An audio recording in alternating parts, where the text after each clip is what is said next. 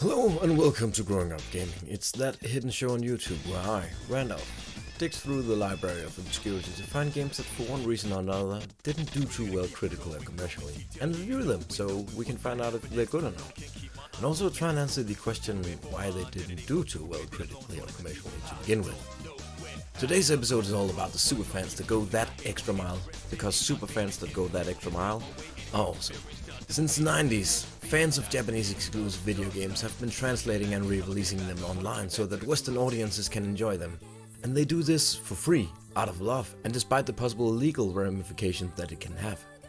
And that isn't something that we closeted weeaboos celebrate enough, but I'm gonna change that. And I'm gonna change that by reviewing not just one fan-translated weeaboo game, but 5 fan-translated weeaboo games. And I'm gonna tell you about them, and tell you whether or not they're worth your time. And also guess as to why the games weren't released for the West in the first place. With me? Good. As always, there are ground rules for some reason. 1. Only one game per system, or else this would just be 5 Super Famicom reviews back to back. 2. Only one game per franchise, or else this would just be 5 Fire Emblem reviews back to back. 3. No Fire Emblem game because people that want to play Fire Emblem fan trans are already doing it. Good, great, that's it, let's get into it.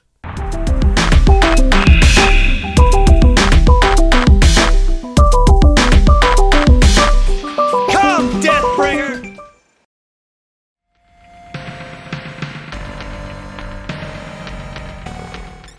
Shin Megami Tensei Kyaku.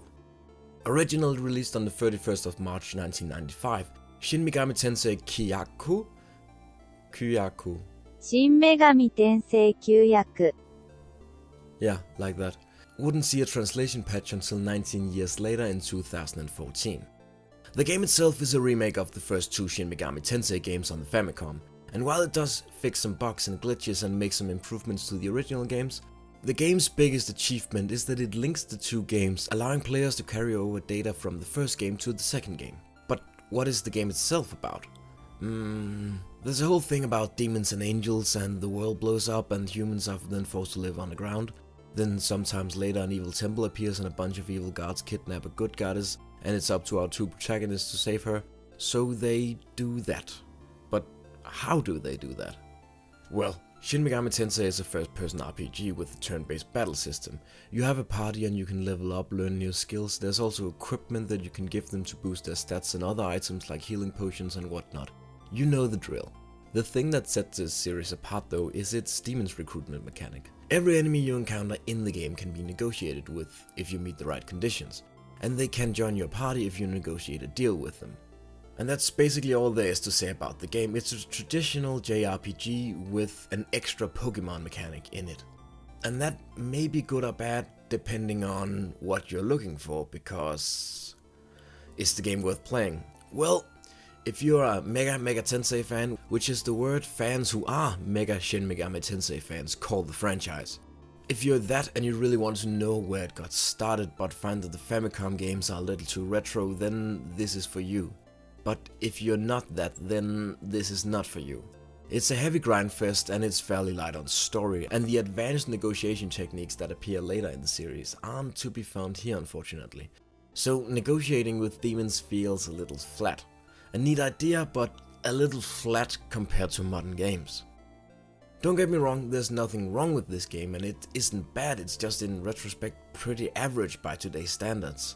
But the music is banging though. So is this the reason it wasn't localized? No. Shin Megami Tensei started out as a Nintendo exclusive franchise before it jumped ship to the Sony PlayStation platforms during the PS1 era. And while Nintendo of Japan were cool with religious symbolism, Nintendo of America was not. So despite the game selling fairly well in Japan, localization was never on the table, unfortunately. Okay, enough about that, but who are the heroes that made this fan-tran? According to romhacking.net, the game was translated into English by イリリアネ and フェルナンド・ガルシア and then programmed and edited by ドシュトランスレーション 「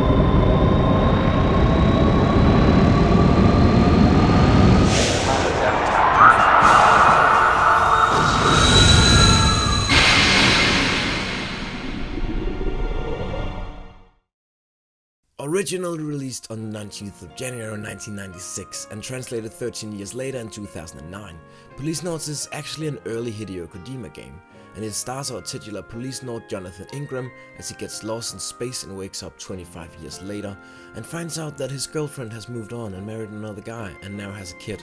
And in general, everyone he knew and everything he knew about anything is gone or changed.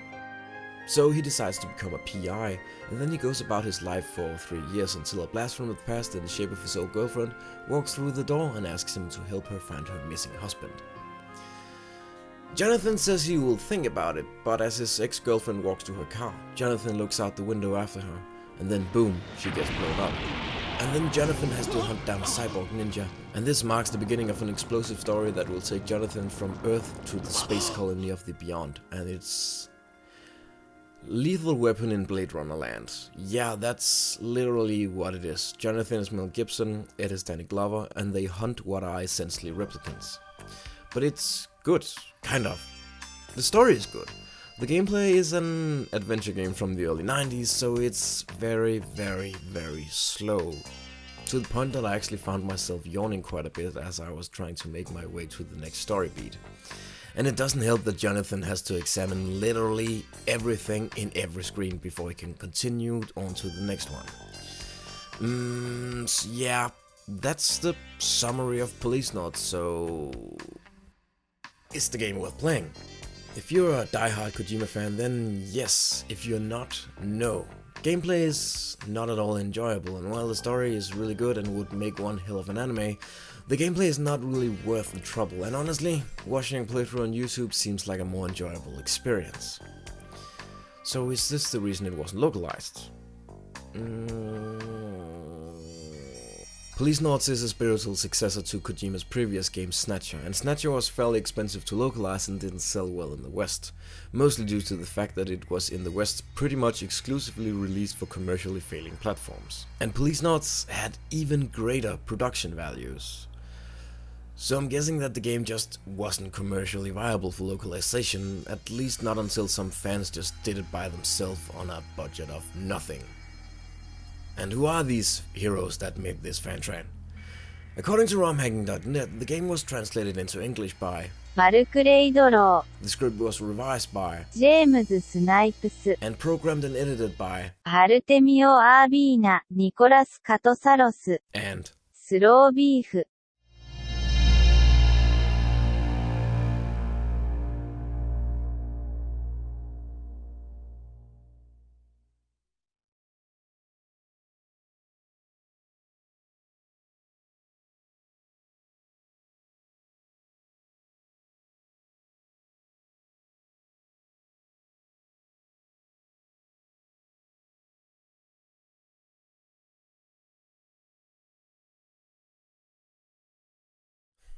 Sweet Home, originally released on the 15th of December 1989, and then released in a translated form 11 years later in 2000. Sweet Home is actually the grandfather of Resident Evil. And Resident Evil actually began its development as a remake of Sweet Home, because the team wanted to utilize the new 3D graphic technologies of the PS1 to properly realize their vision of an adaptation of the cult classic Japanese horror movie of the same name. Yeah, this is actually a licensed game. The game itself opens up as a documentary film crew go to an abandoned mansion to find out what has happened to a bunch of really expensive paintings and the man who painted them. But as they enter the mansion, the front door collapses and they become trapped within, and must now work together to escape the mansion, and doing that has something to do with the paintings. The gameplay is a top-down turn-based RPG. The 5 characters can team up in groups of 3 and you can mix and match them as you see fit. They each have a special ability, and each special ability needs to be used fairly frequently in order to progress. There's Torch Guy, who's the only one that can burn ropes. Medkit Guy, who is the only one who can cure the party of various status effects like stun and poison. Key Girl, who is the only one that can open certain doors until you find another key. Then she just becomes useless Magical Girl and Storage Mule. Vacuum Guy, who's the only one who can clean up glass shards and vacuum paintings. And finally there's Camera Guy, who's the only one who can photograph the paintings to reveal clues until you find another camera, and then he just becomes that character that you leave behind with Key Girl. And you as the player then use all these abilities to navigate the mansion, along with items you find like ropes that you can use to cross gaps and wooden boards that you can use to cross other gaps, and so on and so on and so on. With the ultimate goal of course being to escape the mansion. And meanwhile all this is going on, you're gonna be under constant assault from random encounter monsters such as worms, skeletons, bats, creepy dolls, snakes and skulls, and many more. The game never really gets scary. But the item conservation thing a la Resident Evil, the high difficulty, the constant swapping of team makeups can make things rather intense. Like in this part, I made my way into a room that had a painting, but during a fight, camera guy got panicked and I had to switch to medkit guy after the fight to come knock some sense into camera guy. But on the way there, medkit guy got snatched by a ghost and was dropped off at a random place in the mansion, and then I had to use my severely crippled team to first rescue medkit man, so he could rescue camera guy, so he could take a picture to reveal the next clue. But on the way there, one of the boards that bridged the gap broke, separating my already crippled team and forcing one half of it to find another board to put over the gap, and oh man. And that's when the game really works and you get a little sweat on your brow. Is the game worth playing? Hells to the yes! If you're an NES fan, this is for you. If you're an RPG fan, this is for you. If you're a horror fan, this is for you. If you're specifically a Resident Evil fan, this is for you. If you like mysterious games, this is for you. But if this game is so good, why wasn't it localized? It's an adaptation of a Japanese movie that never saw an international release, and it features heavy amounts of blood, gore, and religious symbolism, and basically every other thing that Nintendo of America had a problem with at this point in time. So, localization was never on the table. But who are these heroes that decided to defy Nintendo and localize the game anyway? According to romhack.net, the game was translated into English by 当たる and programmed by 武蔵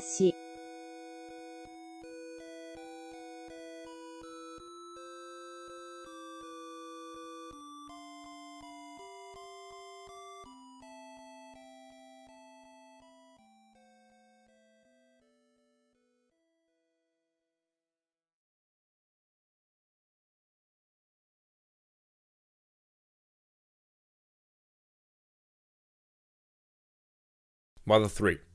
Originally released on the 20th of April 2006 and then released in its fan-translated form 8 years later in 2014, Mother 3 is a sequel in name and theme only. It does not feature the same cast of characters as the prequel Earthbound, but it still feels very much like a sequel.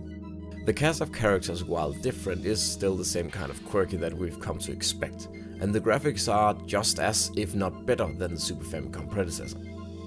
And it still features the same gameplay that consists of exploration and turn-based combat. And I don't really know what more there is to say about Mother 3. It has a certain kind of charm that words just can't do justice. It's something that needs to be experienced. So is the game worth playing? Hells yes. If something has the reputation of being the best RPG on the GBA, then yes, it's worth playing. The graphics are fresh, the gameplay is addictive, both the exploration and the battling, and all the characters are just very charming, and the animation is just so fucking good for a GBA game, and juxtaposed against these bright visuals is a really mature story that features themes of loss, animal cruelty, drug use and other things of that nature. It's a really powerful experience actually. So is this the reason it wasn't localized? Oh fuck yes. While Nintendo of America had at the time of Mother's release lifted the restriction on this type of content, they were still branding themselves as a cutesy family-friendly company in the US, and especially with the GBA, which was pretty much exclusively a kids system. To Nintendo's credit, they did pursue a localization, but for all the reasons I just listed, it never made it past pre-production. So now you might be like, oh, but this is Mother 3, it's a huge hit, surely they want money. No, not really, actually. See, the Japanese game market makes most of its profits on what's known as the Japanese middle market, which are low-cost, small-team, short development games that don't need to sell a whole lot of units to be profitable. And even if they aren't profitable, it doesn't matter because it was a small investment and the publisher has 30 other similar games in development to recoup the losses. And while Mother 3 is actually a quality title, it is still very much a Japanese middle market game. Which means that it releases makes money or doesn't, and then before the publisher even knows whether or not it is profitable, they forget about it and move on. Unfortunately, for Western audiences at least. Well, at least for the following 8 years until a team of superfans brought us the Mother 3 experience that Nintendo didn't. So who are the heroes that made this fan train? According to romhacking.net, the game was translated into English by トマト and 注意 and programmed by ジェフマン and トマト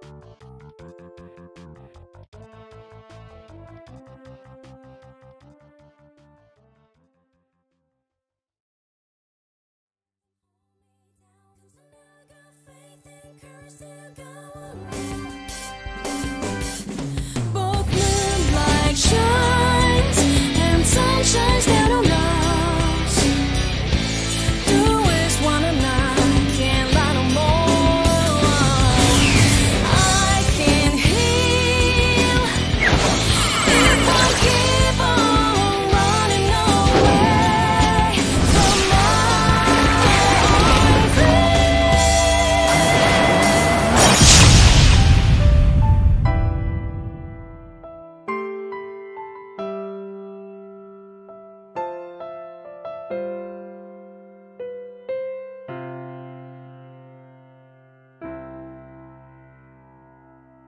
Persona 2 Innocent Sin.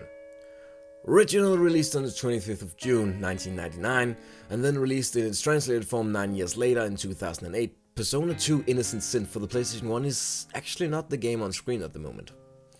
The game on screen at the moment is Persona 2 Innocent Sin, but it's a remake for the PSP released in 2011, 3 years after the fan train. I couldn't find an official statement confirming or denying the relation, but I would be very surprised if Atlus were completely unaware of this patch existence, especially when you consider the timing.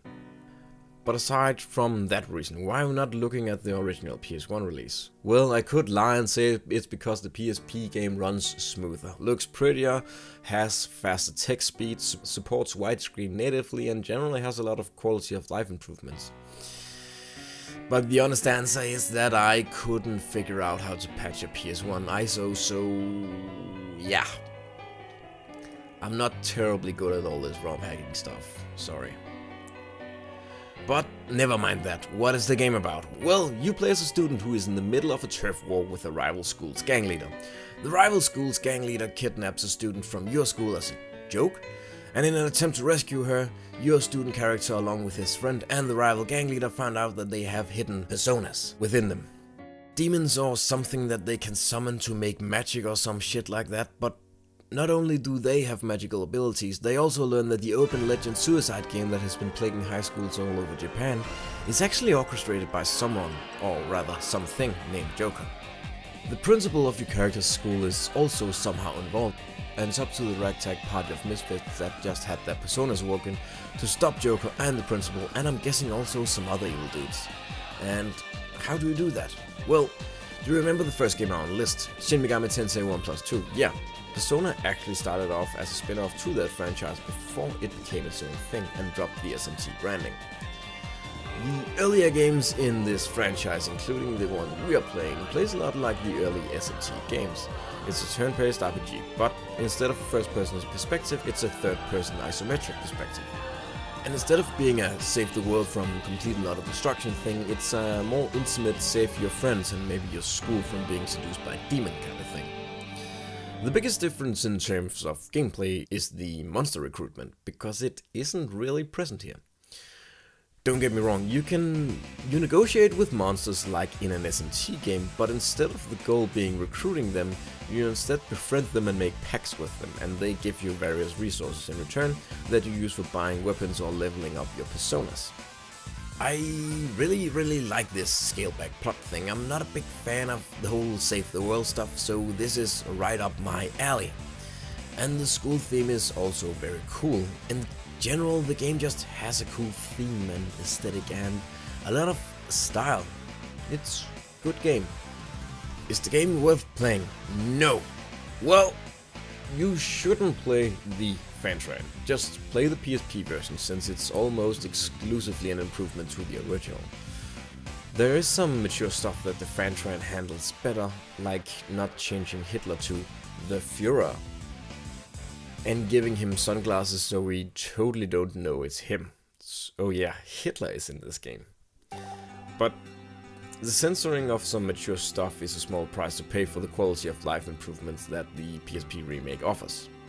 For one, the gameplay is sped up and that makes it a lot more enjoyable because the original is slow as fuck. So, why wasn't it localized when the first game in the series was localized and the third game in the series? Well, the mature stuff? Yes and no. In classic SMT fashion, the sequel numbering for the series is actually really confusing. This is the first Persona 2 game, and the follow-up to this game came out a year later, and despite being the third game in the series, is also titled Persona 2, but with a different subtitle. Because the team had already moved on to the development of the second Persona 2 game before this game even launched, there wasn't the manpower present to localize this game. But it's localized now, both with a Fantran and, suspiciously enough, an official remake released a couple of years after the Fantran. So who are these heroes that Atlas won't honor properly? According to romhack.net, the game was translated into English by Tom, and programmed by. Gemini.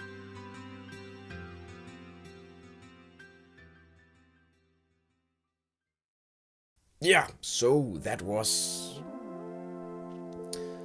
5 games that I could not have played if it wasn't from some fans going the extra miles and localizing the games. I don't know if it seemed like I came off a little bit harsh with some of my recommendations, so I want to make one thing clear. I have nothing but respect for the people who localized the games in the video. If they hadn't, I couldn't review them and I couldn't give them a yay or nay rating. I'm just a boy giving an objective opinion on whether or not a game is worth giving a shot in the year of our Lord 2019. So, thanks to the localizers. I could literally not have done this without you. And thank you, the viewers, for watching. I hope I showed you some stuff that you didn't know was a thing. Maybe even introduce you to the wonderful world of Fantrans. I guess there's nothing left to say, but go play the things I just played and said were good. Those were Sweet Home, Mother 3, and the PSP version of Persona 2 Innocent Sin, because they are really good games and deserve way more love than what they're getting. And hey, if you're a massive SMT fan or have a Kojima crush, then go check out those games as well. I'm sure that there's an audience for them somewhere. That audience just isn't me. So with that out of the way, bye!